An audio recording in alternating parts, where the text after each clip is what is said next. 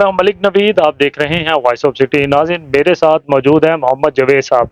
इनके दो बेटे हैं, एक 21 साल का बेटा है और एक 18 साल का बेटा है। दोनों के हफ्ते में 2 दफ़ा गुर्दे वाश होते हैं।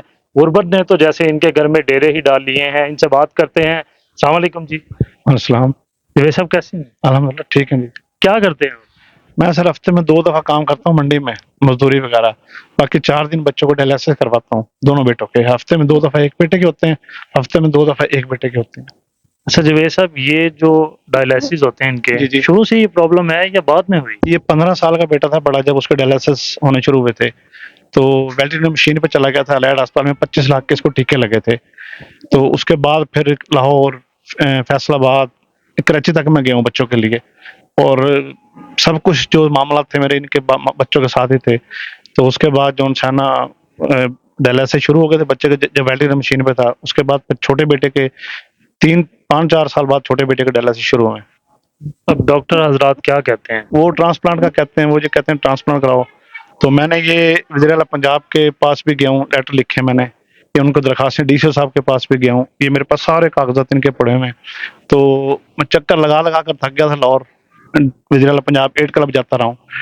तो वो शेख ज़ैद को ट्रांसफ़र कर देते, शेख ज़ैद गया हूँ बच्चों को लेकर, लेकिन मामला हल नहीं हो रहे। तो अभी हफ्ते में 2 दफ़ा एक बेटे का डायलिसिस कराऊँ, हफ्ते में 2 दफ़ा। मेरे पास तो है ही कुछ नहीं है, मैं तो खुद, निज़ाम ऐसे है कि बस। अच्छा जवेद साहब, ये डायलिसिस का इलाज तो बड़ा महंगा है, जी, जी। कैसे अफोर्ड करते हैं आप? ये सर, मैं 2015 से मेरे बड़े बेटे को शुरू हुआ था, तो उस टाइम मेरे पास अल्लाह का दिया हुआ था, गुज़ारा-मज़ारा था अपने पास। तो जब इसको बड़े बेटे को टीके लगे थे ना 25 लाख के, उसके बाद से फिर जो मामला थे वो ऐसा-ऐसा जो भी कुछ था, मैंने अपनी बची पूँजी हमारे पास रहने के लिए था, वो हमने सेल कर दिया था। तो फिर डॉक्टरों ने कहा कि बड़े बेटे के डायलिसिस शुरू होंगे, जब वेटरनरी मशीन से वापस आया था। तो 5 माह या 4 माह अलाइड हॉस्पिटल में दाखिल रहे, मैं भी वहीं पर रहा हूँ। उसके बाद फिर इसका जब डायलिसिस शुरू हुए, तो फिर हम उस टाइम मामला थे, तो हमने वो बच्चों के ऊपर लगाने शुरू कर दिए थे। जब हमारे पास अस्कोस ये हमारे पास कुछ नहीं रहा, फिर अल्लाह को इल्तिजा किया। फिर अल्लाह ने, कभी किसी को गुज़ारिश करनी पड़ती है, फिर हर बंदे का जैसे भी होता है, कोई हेल्प कर देता है, कोई नहीं करता। तो अलाइड अस्पताल से डायलिसिस करवाता रहा हूँ, फैसलाबाद रहा हूँ 4-5 साल, उधर मैं अपने बच्चों के साथ अकेला रहा हूँ फैसलाबाद। फिर मैं लाहौर चला गया हूँ। लाहौर जाने के बाद मैं Karachi Sindh institute liver centre में रहा हूँ, जहाँ पर ट्रांसप्लांट के लिए मैं गया था, वहाँ पर अपने बच्चों को लेकर वहाँ पर रहा हूँ। वहाँ से फिर वापस आ गया हूँ। फिर अब जंग से डायलिसिस कर रहा हूँ, डीएचक्यू से भी कराएं, अब इस्माइल अस्पताल वेलफेयर से करवा रहा हूँ। वहाँ पर कुछ लोग डायलिसिस के करते हैं, पैसे वगैरह डायलिसिस करते हैं फ्री, और कुछ हमें खुद से अफोर्ड करना पड़ता है। वो भी हम कैसे करते हैं, वो अल्लाह जानता है, ये हम जानते हैं। कभी मतलब अल्लाह के कुछ नेक बंदे हैं जो वो कर देते हैं, वरना हमारे पास तो ये है कि हम राशन के लिए भी कभी किसी को कहना पड़ता है। तो मिसेज है, वो गैंठिया की मरीज है, उनको जोड़ों का दर्द है, और बीपी का भी इशू आ जाता है कभी-कभी। लेकिन वो माँ है ना, तकलीफ में बच्चों को नहीं देख सकती।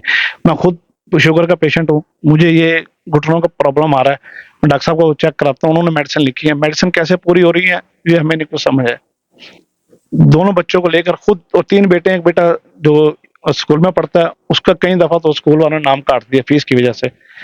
फिर उनसे रिक्वेस्ट करते हैं कि हम आपको फीस दे देंगे, तो वो फिर दाखिल कर लेते हैं। यानी कि हम सब ही अपने घर के 5 फर्द हैं, पाँचों ही डिस्टर्ब हैं। ये सब क्या-क्या खो चुके हैं अब तक? हमारे पास जो मकान था वो बेच दिया है, अब भी ये भाइयों के हिस्से में रह रहा हूँ। अभी कुछ दिन पहले रेंट पर रहा हूँ, और उसके अलावा जो रक्शे वगैरह थे वो भी सेल कर दिए हैं। उसके बाद लोगों से कर्ज भी लिया हुआ था। कुछ कर्ज उतरना क्या था, कैसे उतरना, वो तो कर्ज कहाँ से उतरेगा जी, वो तो फिर ये मामलात ही हैं। अभी कर्जे भी हैं हम लोगों के, ठीक है।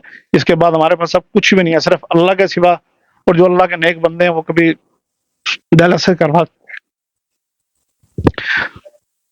और मैं वज़ीर आला पंजाब से, और जवेद साहब, आपने कहा 2 दिन मज़दूरी करता हूँ मैं, जी, जी। कैसे गुज़ारा कर रहे हैं?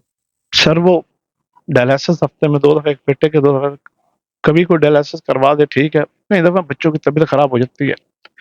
इनका हर डायलिसिस पे 3 लीटर, साढ़े 3 लीटर पानी निकलता है। डायलिसिस ना हो तो ये मुश्किल है बचने के लिए।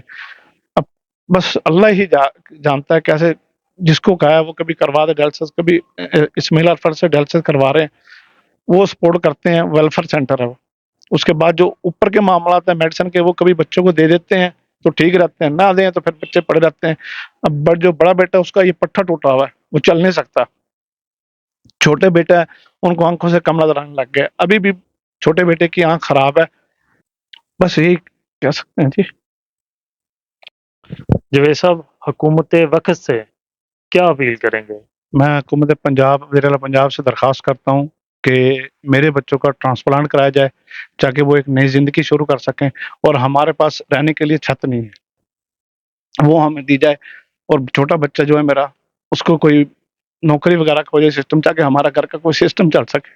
और मैंने वज़ीर-ए-आला पंजाब के दफ्तर 2018 में ये लेटर लिखे थे, ये और ये जो लेटर लिखे हैं आपने, इसका कोई रिस्पॉन्स नहीं आया? इसका कोई रिस्पॉन्स नहीं आया जी।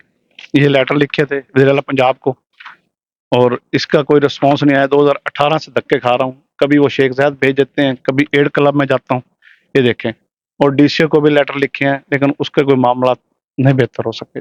बस हुकूमत पंजाब से गुज़ारिश करता हूँ और अपील करता हूँ कि वो मेरे मामलात हैंडल किए जाएँ, ताकि मैं एक आम ज़िंदगी गुज़ार सकूँ। मैं जितनी मुश्किल में हूँ वो मेरा अल्लाह जानता है या हम जानते हैं। नाज़रीन, जवेद साहब की आपने पूरी दास्तान सुनी। जिसने एक इंसान की जान बचाई, उसने पूरी इंसानियत की जान बचाई।